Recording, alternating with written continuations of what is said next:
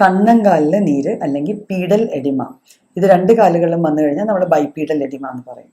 അപ്പം എന്താണ് ഇതിനുള്ള കാരണങ്ങൾ, എന്തൊക്കെയാണ്, എന്തൊക്കെ കൊണ്ടാണ് ഇത് വരുന്നത്, എങ്ങനെയൊക്കെ നമുക്ക് ഇതിനെ പരിഹരിക്കാം എന്ന് നോക്കാം.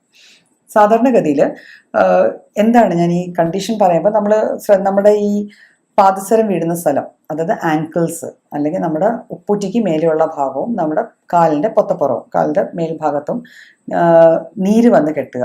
ഇത് പല രീതിയിലാവാം. ചില ആൾക്കാർ രാവിലെ എഴുന്നേൽക്കുമ്പോൾ കാലിന് നീരൊന്നുമില്ല, പക്ഷെ കുറച്ച് കഴിയുമ്പോൾ ഒരു ദിവസം അങ്ങോട്ട് മുന്നോട്ട് പോകും തോറും വൈകുന്നേരം കിടക്കാൻ വരുമ്പോൾ കാലിന് അത്യാവശ്യം നീരുണ്ട്. ഇതിനെ നമ്മൾ സ്റ്റാസിസ് എഡിമ അല്ലെങ്കിൽ അത്രയും നേരം നിന്നുകൊണ്ട് ഉണ്ടാവുന്ന ഒരു എഡിമയായിട്ടാണ് അല്ലെങ്കിൽ നീരായിട്ടാണ് കണക്കാക്കുന്നത്. പലപ്പോഴും ഒരു ജോലിയുടെ ഭാഗമായിട്ടായിരിക്കും ഈ രീതിയിൽ കുറേ നേരം ഒരേ പൊസിഷനിൽ ഇരിക്കുക അല്ലെങ്കിൽ ഒരേ പൊസിഷനിൽ നിൽക്കുക. ബസ്സിൽ യാത്ര ചെയ്യുന്ന ആൾക്കാർ, ഡ്രൈവർമാർ, ഇവർക്കൊക്കെ ഇതുണ്ടാവാറുണ്ട്. അപ്പം യൂഷ്വലി ഇതുണ്ടാവാനുള്ള കാരണം നമ്മുടെ രക്തയോട്ടം ഒരു സ്റ്റാസിസിലേക്ക് വരുന്നതുകൊണ്ടാണ്. ഒരേ പൊസിഷനിൽ ഇരിക്കുന്നത് കൊണ്ട് നമ്മുടെ ഹാർട്ട് പമ്പ് ചെയ്യണ ബ്ലഡ് ഓരോ ഭാഗങ്ങളിൽ ചെന്നെത്തിയിട്ട്, അത് കാലെന്ന് പറയുമ്പോൾ നമ്മുടെ ഏറ്റവും താഴ്ഭാഗമാണ്, ഏറ്റവും ഗ്രാവിറ്റി പ്രകാരം ഏറ്റവും താഴ്ഭാഗത്ത് എത്തിയിട്ട് അവിടെ നിന്ന് ബ്ലഡ് തിരിച്ച് ഹാർട്ടിലേക്ക് വരേണ്ടതാണ്. അപ്പം തിരിച്ച് ഹാർട്ടിലേക്ക് വരുമ്പോൾ ആ ഭാഗങ്ങളിലൊന്നും പമ്പ്സ് ഇല്ല, ഹാർട്ടുള്ള പോലെ അവിടെയൊന്നും പമ്പ്സ് ഇല്ല. അപ്പം നാച്ചുറലി നമ്മുടെ മസിൽസിന്റെ ആക്ഷൻ കൊണ്ട് തന്നെയാണ് ആ ബ്ലഡ് തിരിച്ച് ഹൃദയത്തിലേക്ക് എത്തുക. അപ്പം ഈ മസിൽസിന്റെ ആക്ഷൻ ഒരേ രീതിയിൽ, മസിൽ കുറേ നേരം ഒരേ പൊസിഷനിൽ ഇരിക്കുവാണ് അല്ലെങ്കിൽ ഒരേ രീതിയിൽ നിൽക്കുവാണ്, ഇങ്ങനെ വരുമ്പോൾ മസിൽസിന്റെ ആക്ഷൻ കുറയും, മസിലിന്റെ വാൽവ്സിന്റെ ആക്ടിവിറ്റി കുറഞ്ഞിട്ട് ഈ ബ്ലഡ് അവിടെ തന്നെ കുറച്ചു നേരം തങ്ങി നിൽക്കാനുള്ള ചാൻസ് ഉണ്ട്. അതിനെയാണ് നമ്മൾ യൂഷ്വലി സ്റ്റാസിസ് എഡിമ അല്ലെങ്കിൽ കണ്ണങ്കലിലെ നീര് വരിക എന്ന് പറയാറ്. പിന്നെ അല്ലാത്ത പക്ഷവും അങ്ങനെ വരാറുണ്ട്. അതായത് അവിടെ കുറച്ചുകൂടെ അലാമിങ് സൈൻസ് ആണ്. കിഡ്നിക്ക് അല്ലെ വൃക്കകൾക്ക് എന്തെങ്കിലും അസുഖങ്ങളുണ്ടെങ്കിൽ, പിന്നെ ഹൃദയ സംബന്ധമായ എന്തെങ്കിലും രോഗങ്ങളുണ്ടെങ്കിലും, അതായത് നമ്മുടെ ഹൃദയത്തിന്റെ ഹെൽത്ത് പ്രോപ്പർ അല്ലെങ്കിൽ നാച്ചുറലി ഈ പമ്പിങ്ങിൽ വരുന്ന കോംപ്രമൈസ് കൊണ്ടും പലപ്പോഴും ബൈപീഡൽ എഡിമ വന്നു ചേരാറുണ്ട്. പക്ഷെ അങ്ങനെയുള്ള കേസസിൽ നമുക്കത് അറിയാൻ പറ്റുന്നത് യൂഷ്വലി രാവിലെ അവർ ഉണരുമ്പോഴും ചെറുതായിട്ട് ഒരു എഡിമ അവരുടെ കാലിൽ കാണും.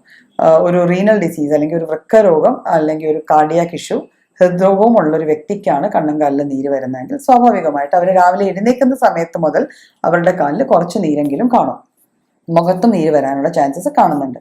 അതർവൈസ് കാണുന്നത് രാവിലെ എഴുന്നേൽക്കുമ്പോൾ കാലിന് നീരൊന്നുമില്ല, പക്ഷെ ഒരു ദിവസം മുന്നോട്ട് പോകുന്ന അനുസരിച്ച് നീര് വെക്കുന്ന കേസസിലും ഈ രണ്ട് കണ്ടീഷൻസിനുള്ള സാധ്യത ഉണ്ടെങ്കിൽ പോലും അത് കൂടുതലും വരുന്ന അവരുടെ പൊസിഷണൽ എഡിമയാണ്. അവർ ആ നിൽക്കുന്ന പൊസിഷൻ കൊണ്ട് അല്ലെങ്കിൽ അവർ ആ എന്ത് ജോലിയാണോ ചെയ്യുന്ന അവരുടെ ഓക്യുപ്പേഷന്റെ നേച്ചർ കൊണ്ടുവരുന്ന ടൈപ്പ് ഓഫ് എഡിമയാണ്.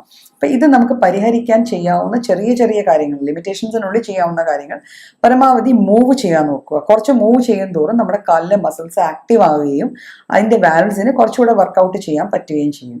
കാലിപ്പം ഓഫീസ് വർക്ക് ചെയ്യുന്ന ആൾക്കാർക്ക്, ഫുൾ ടൈം കാല് തൂക്കിയിട്ട് ഇരിക്കേണ്ട ആൾക്കാർക്ക് ഇടയ്ക്കെങ്കിലും ഒരു 1 hour അല്ലെങ്കിൽ 2 hour കഴിയുമ്പോൾ, ഒരു 1-2 മണിക്കൂർ കഴിയുമ്പോൾ എഴുന്നേറ്റ് ഒന്ന് ജസ്റ്റ് നടക്കുകയോ കാലിലെ പൊസിഷൻസ് ഒന്ന് മാറ്റുകയോ ചെയ്യാം.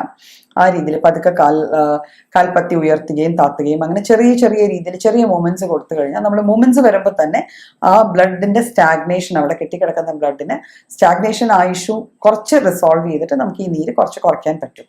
പിന്നെ ഇതും കഴിഞ്ഞിട്ട് നമ്മൾ ഇതൊക്കെ ചെയ്ത് കഴിഞ്ഞ് പക്ഷെ എന്നിട്ട് നീരുണ്ട്. അപ്പം ഇത് കഴിഞ്ഞ് ചെയ്യാവുന്ന ഒരു സ്റ്റെപ്പ് എന്ന് വെച്ചാൽ നമുക്ക് ബൈൻഡേഴ്സ് യൂസ് ചെയ്യാം. കാലിൽ ക്രേപ്പിന്റെ ബൈൻഡേഴ്സ് അല്ലെങ്കിൽ സോക്സസ്, അങ്ങനെ കുറച്ച് കംഫർട്ട് സോക്സസ് ഉണ്ട്, ആങ്കിൾ ഹോൾഡേഴ്സ് അല്ലെങ്കിൽ കാഫിലെ കയറ്റിയിടാവുന്ന നീ ക്യാപ്പ് പോലത്തെ സോക്സസും അല്ലെങ്കിൽ സ്റ്റോക്കിൻസ് ഒക്കെ നമുക്ക് അവൈലബിൾ ആണ് മാർക്കറ്റിൽ. ഇത് യൂസ് ചെയ്യുവാണെങ്കിൽ നമുക്ക് ഒരു പരിധി വരെ ഈ നീര് വരാതെ നമുക്ക് കുറച്ചുകൂടെ നീര് വരാതെ നോക്കാവുന്നതാണ്. പക്ഷെ ഇത് യൂസ് ചെയ്യുമ്പോൾ ഓർക്കേണ്ട ഒരു കോഷൻ, ഒരു എപ്പോഴും മനസ്സിൽ ഓർത്തിരിക്കേണ്ട ഒരു കാര്യം എന്ന് വെച്ചാൽ, ഒരു കാരണവശാലും ഇത്തരത്തിലുള്ള സോക്സോ സ്റ്റോക്കിൻസോ ബൈൻഡേഴ്സോ നമ്മൾ കിടന്നുറങ്ങുമ്പോൾ ഉപയോഗിക്കാൻ പാടില്ല. ബിക്കോസ് അത് നമ്മുടെ ഹാർട്ടിന്റെ ഹെൽത്തിനെ ബാധിക്കുന്ന ഒരു സാധനമാണ്. സോ നമ്മൾ നടക്കുന്നു, വർക്ക് ചെയ്യുന്നു, എന്തെല്ലാം ചെയ്യുന്നു, ആ സമയത്തൊക്കെ നമുക്ക് ഈ ടൈപ്പ് ഓഫ് സാധനങ്ങൾ യൂസ് ചെയ്യാവുന്നതാണ്. പിന്നെ വൈകുന്നേരം നമ്മൾ തിരിച്ചു വീട്ടിൽ വന്നു കഴിഞ്ഞാൽ നമുക്ക് ചെറു ചൂടുള്ള വെള്ളത്തിൽ ഇച്ചിരി ഉപ്പിട്ടിട്ട് കാലതിൽ മുക്കി വെച്ച് പിന്നെ ഇരിക്കുന്ന സമയം അത്രയും, അതായത് TV കാണുകയോ അല്ലെങ്കിൽ ഉറങ്ങുകയൊക്കെ ചെയ്യുമ്പോൾ കാലിച്ചിരി മേലോട്ട് ഹോൾഡ് ചെയ്ത് കുറച്ച് പൊക്കത്തായിട്ട് വെച്ച് കിടന്നുറങ്ങുന്നതും ഈ നീര് കുറയാൻ സഹായിക്കും. ഓഫീസിൽ ഫുൾ ടൈം ഇരിക്കുന്ന ആൾക്കാർക്ക് വേണമെങ്കിൽ കാലിനൊരു ഫുഡ് റെസ്റ്റ് യൂസ് ചെയ്യാവുന്നതാണ്.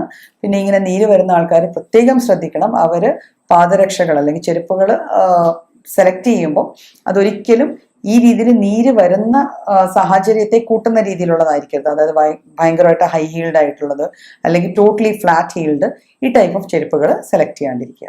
അപ്പം ഇങ്ങനെ ചെറിയ ചെറിയ കാര്യങ്ങൾ നോക്കിക്കഴിഞ്ഞാൽ നമുക്കിത് ഒരു പരിധി വരെയൊക്കെ മാറ്റാൻ പറ്റും. പിന്നെ ഇത് എന്നിട്ട് മാറുന്നില്ല എങ്കിൽ നമ്മൾ സ്വാഭാവികമായിട്ട് ഒരു ഡോക്ടറെ കാണണം. ബിക്കോസ് ഞാൻ പറഞ്ഞല്ലോ, ഒരു കാർഡിയാക് ഇഷ്യൂവോ അല്ലെങ്കിൽ ഒരു വൃക്ക രോഗത്തിൻ്റെയോ ഒരു ആദ്യ ലക്ഷണം ആയിരിക്കാം ചിലപ്പോൾ ഈ കണ്ണങ്കാലിലെ നീര്.